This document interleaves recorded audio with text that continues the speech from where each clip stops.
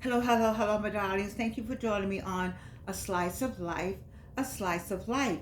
You know, if you're watching me, then you know what I'm about to do. I'm about to pull out this book that I don't know them, they don't know me. But I like their title, Super Aging, Getting Older Without Getting Old. And guess what? I got a note the other day, and someone actually bought the book and enjoyed it. So good kudos for David Kravitz and Larry Wolf. Wherever you are in the world, I just want you to know that you did a good job on the title and what's in the book and this second title, Getting Older Without Getting Old. Baby, that's what we all about. Now, let me just say, I went out today. I went out today. I went out today. I went out with my little Gigi, you know, 10-year old. And so we went to Chick-fil-A, and the young lady said something, I don't know what we were talking about. And then I remembered she was just, she's staring at me. I said, oh, I always apologize for not having the teeth, And then Gigi said, she's three-time cancer survivor. And then she said, and she's 82. And the young lady said, 82? Oh my God, you don't look 82. And I was thinking about, oh, thank you, thank you. You like to say you don't look your age.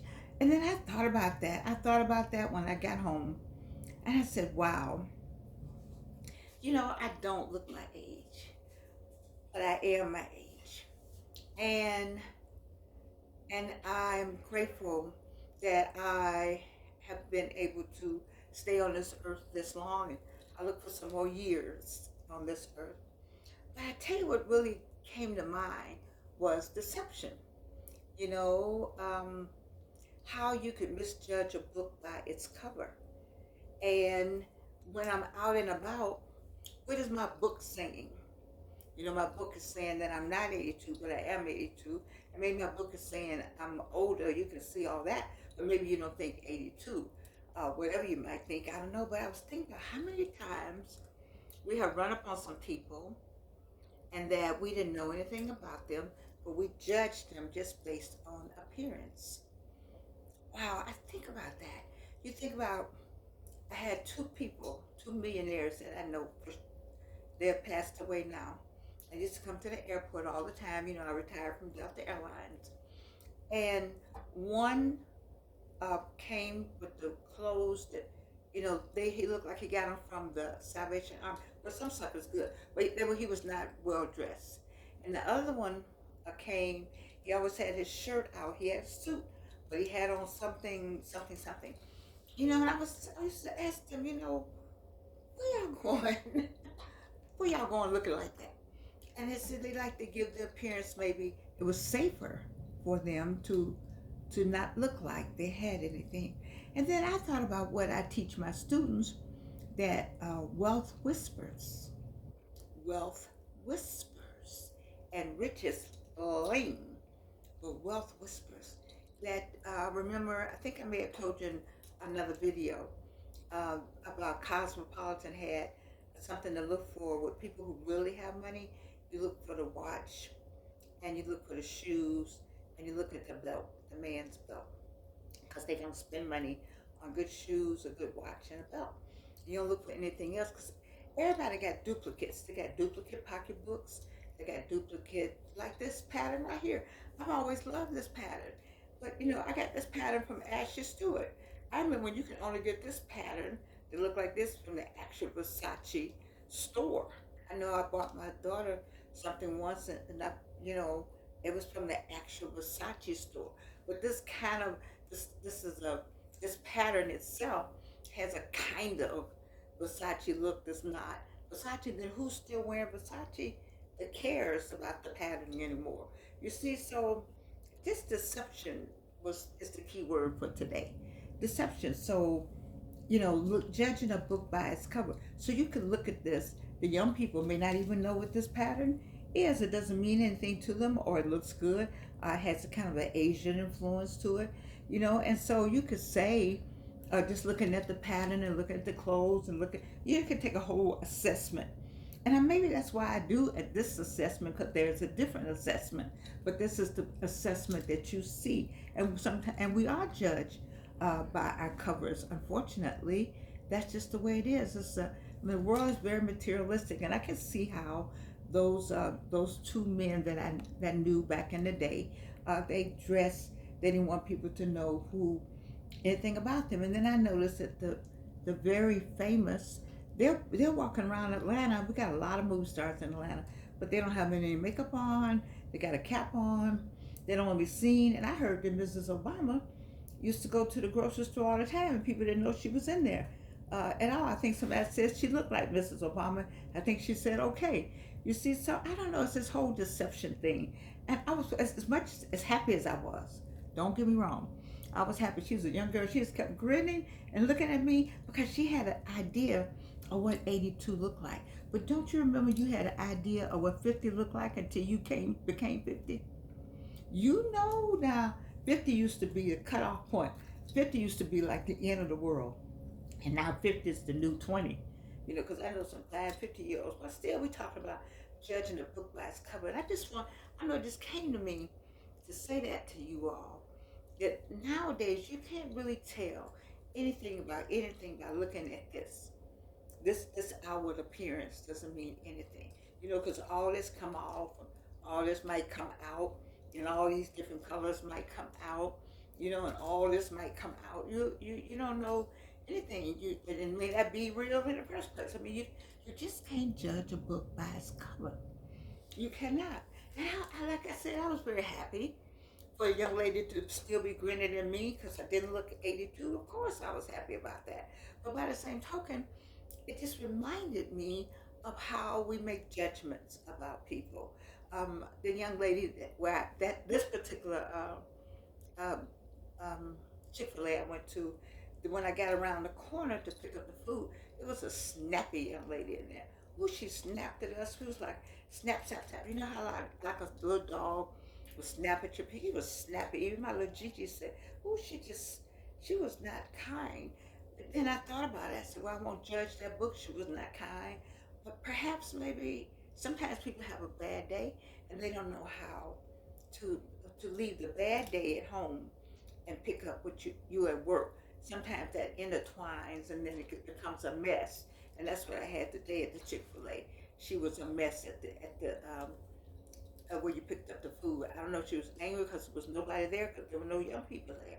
And they always changing young people there, so they might want to think about maybe it's them and not the young people. But I digress. We all talk right now. I'm just talking about deception. Then talking about judging a book by its cover. And then there's another thing called smiling faces. You all remember that song? You're all too young for that song. Smiling faces. Man, I like that song when it came out. Because you think about the people who smile in your face and act like they love you, and in the meantime, they don't care anything about you at all. But by the same token, my darlings, do you care about yourself?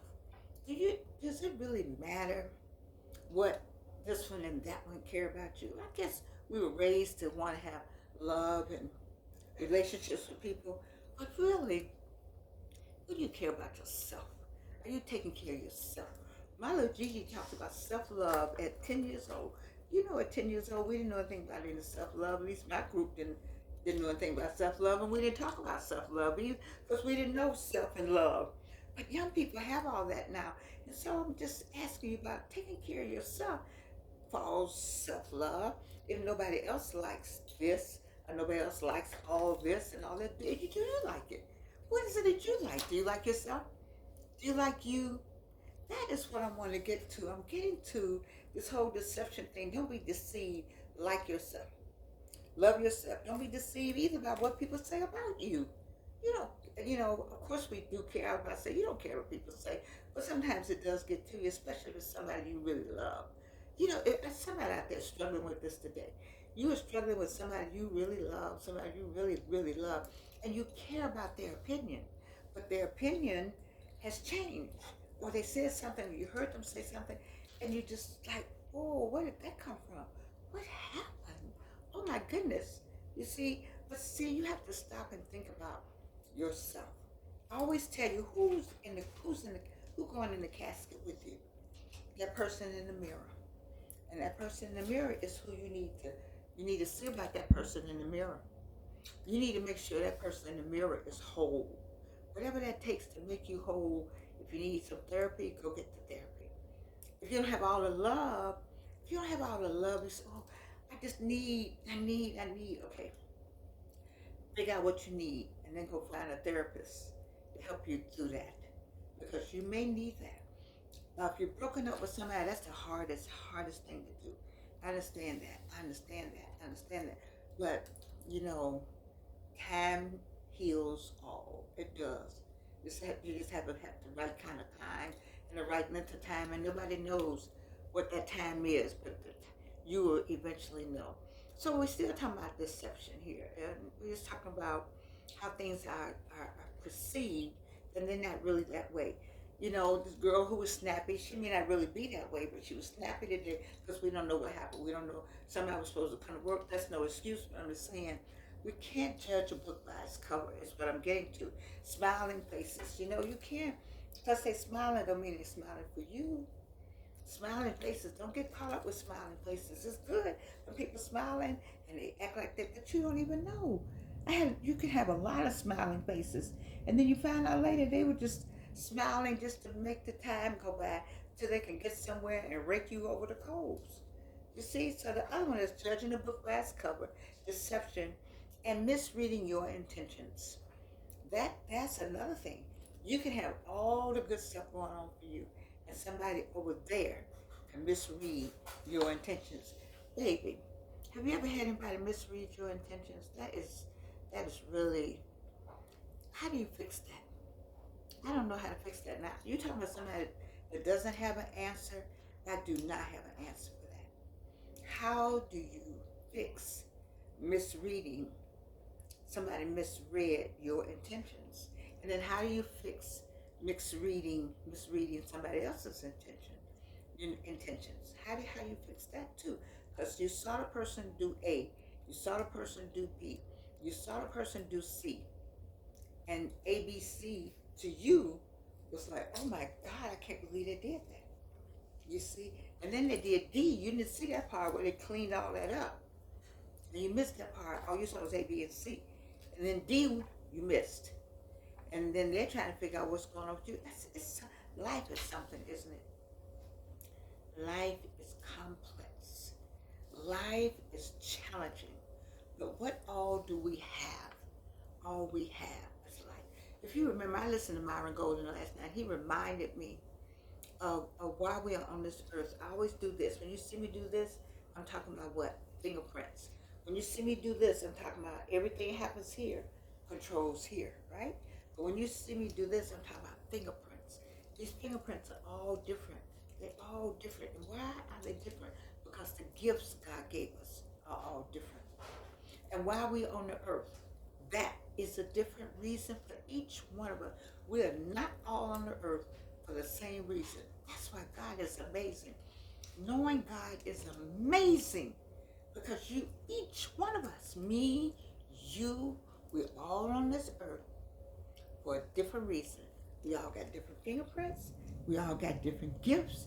And we're here to love the Lord and help one another. And I think that has a lot to do with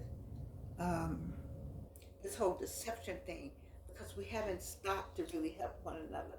We got a whole thing in America, it's all glitz and glamour. It's all brand name. If you don't have the right brand name, what does that mean? And I mean it from your clothing. Have you seen people with Gucci, Gucci, Gucci, Gucci, Gucci? That doesn't mean anything. You just gave Gucci a lot of money, and Gucci makes a good product. I'm not talking about the products are not good. The products are exceptional. But that is a deception also. Why is that a deception?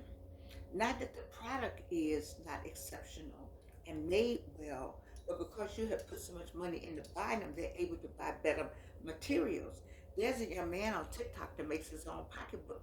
Why won't somebody find him and make him one of the Gucci? There's a black handbag maker. I don't know his name. It's a T and a C or something. We have done that. And let me tell you about deception. Here's a deception story. In South Africa, you can look it up. There used to be some black poles all over the sand.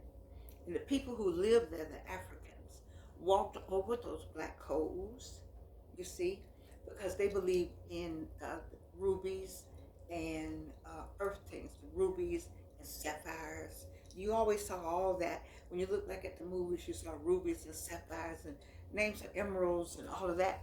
You never saw diamonds.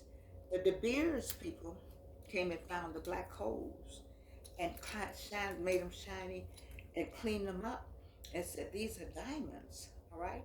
And they put a price on them and made them more expensive and made you and me, want that because they gave it value. You understand what I'm saying? They gave it value.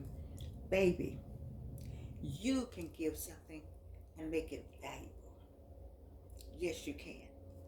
You also can make something valuable. You see?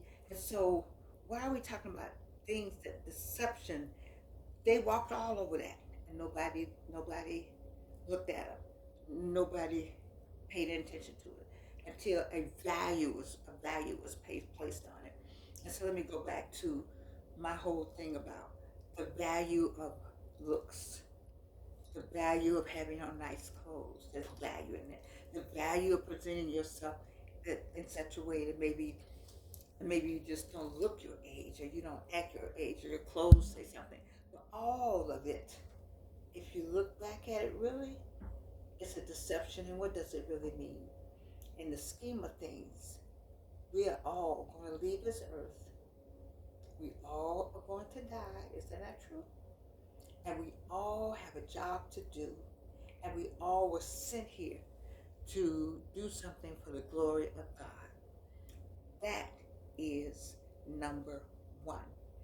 That is why we are here. And yes, I'm glad that people say, oh, you don't look 82.